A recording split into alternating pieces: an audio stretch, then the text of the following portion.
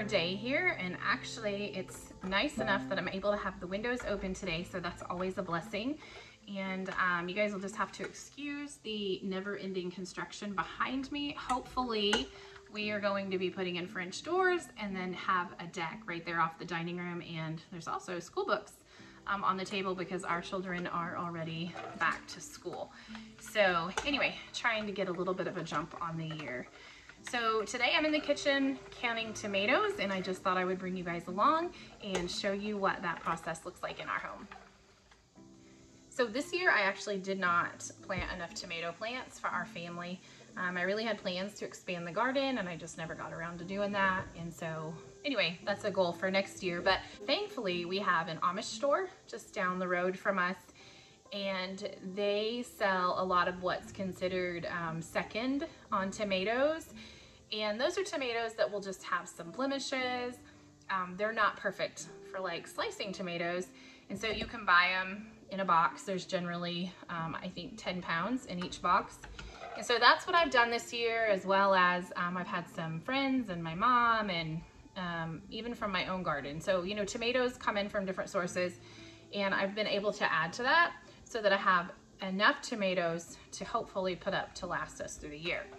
So I love to can tomato sauce, and one of the reasons that I can a lot of it is because during the wintertime we love soups and chilies, and it's just perfect to hear that seal pop on the jar and to dump it into the pot and know it's just fresh tomatoes that were harvested maybe earlier in the year, or if it's January, February, you know, the year before.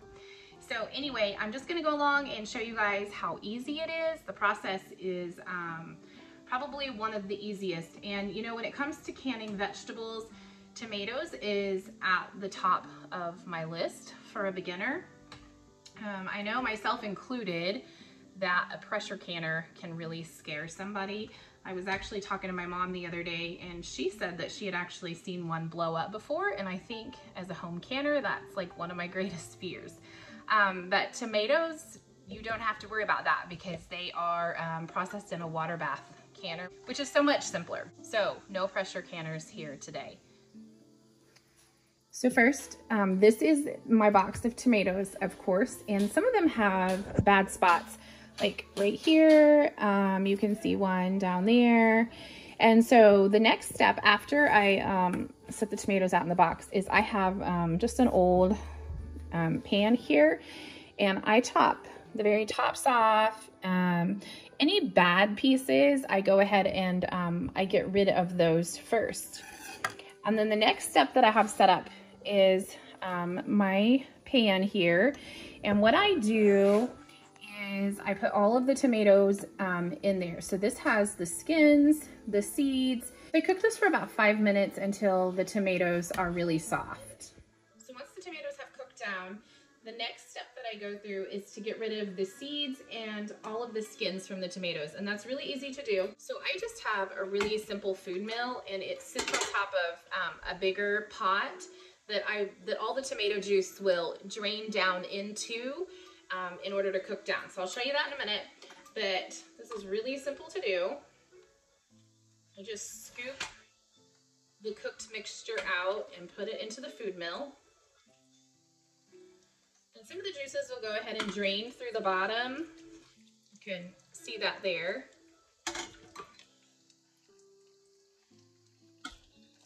Now I have a pretty minimalist kitchen, so I do this in small batches because I don't have a lot of large pots in order to do this all at one time. And spin this slowly, and it presses out a lot of the juice, but it doesn't allow the seeds or the skins to go down into the bottom of the pot.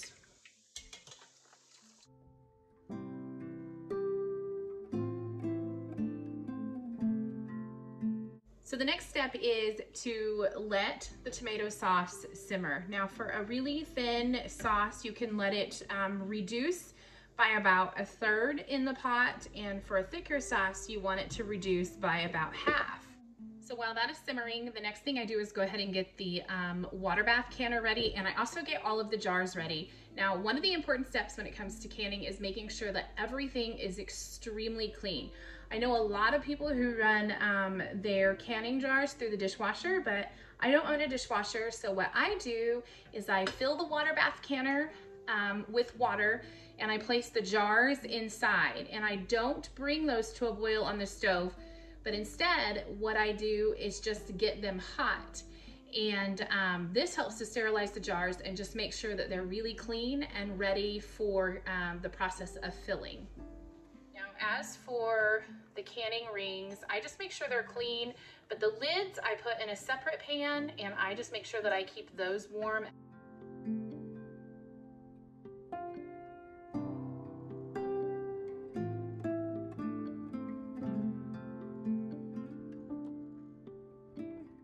So my tomato sauce is still simmering, but it's almost to the consistency that I really like ours. So I'm gonna use a jar lifter and go ahead and take all of the jars out of the water bath canner, turn them upside down and let them sit on the towel for just a few minutes while I get the citric acid in the bottom of the jars, and then I'll start filling those. So the jars will still be warm, and I advise just being really careful, but the next step is just to flip them back over. And then I just use citric acid, and for a pint, I just put 1/4 teaspoon in the bottom of each of the jars. When canning tomato sauce, you need to leave 1/2 inch headspace at the very top of the jar. And in order to do that, most canning kits will come with a tool that helps you to measure that space. So this jar should be pretty close to 1/2 inch headspace. And so this tool here, this tool is actually marked with measurements, and this is 1/2 inch.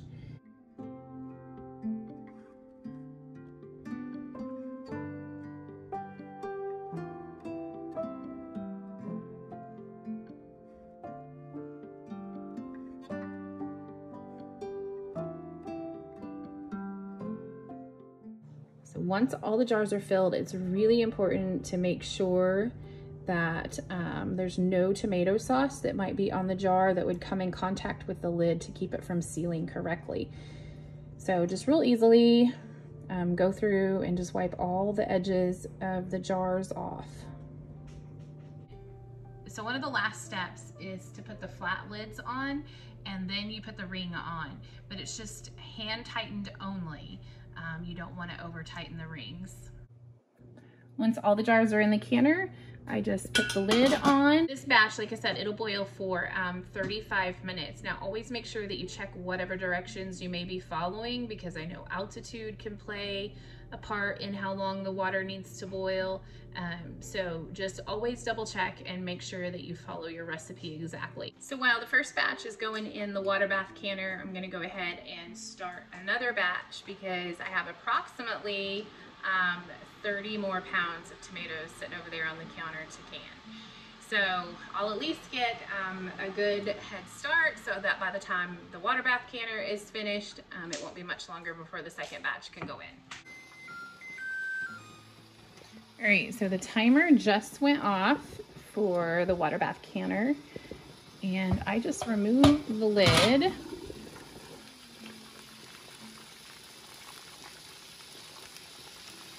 And once the lid is removed, you're gonna let the jars sit in the water for an additional 5 minutes before you remove them. So it's been about 5 minutes since the water bath canner lid has been taken off.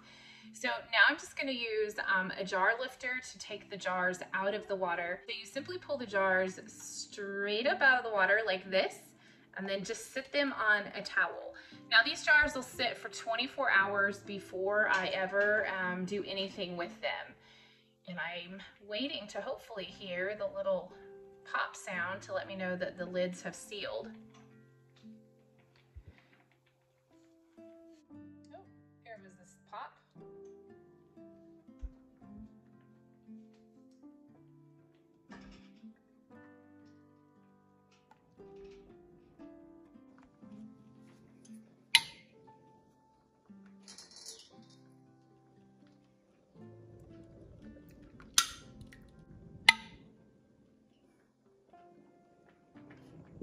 So these jars I actually canned up yesterday. They've had a chance to sit for 24 hours. And once they've sat for 24 hours, I just wipe the jars off. And then it's important to take all of the rings off and to check to make sure that all of the jars are sealed. And one of the ways that you can test to make sure that the jar is sealed is by pressing on the center. If it springs back up, the jar did not seal correctly. Anyway, all of these sealed, so that was success. So I hope this video just inspires you, if you're not already thinking about canning, maybe to realize that it is very easy to get into.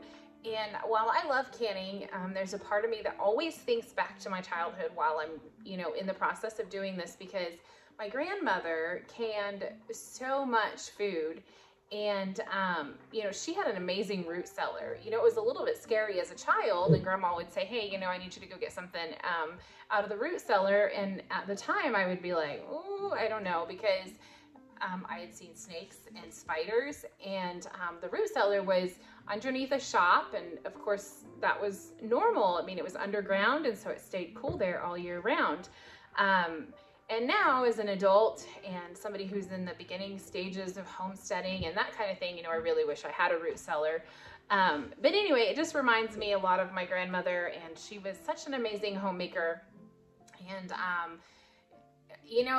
I can only hope that maybe someday I get to where she was in her journey of, all of the knowledge that she had gained and everything that she knew as far as, preserving the harvest. So again, I hope this video is just inspirational to you.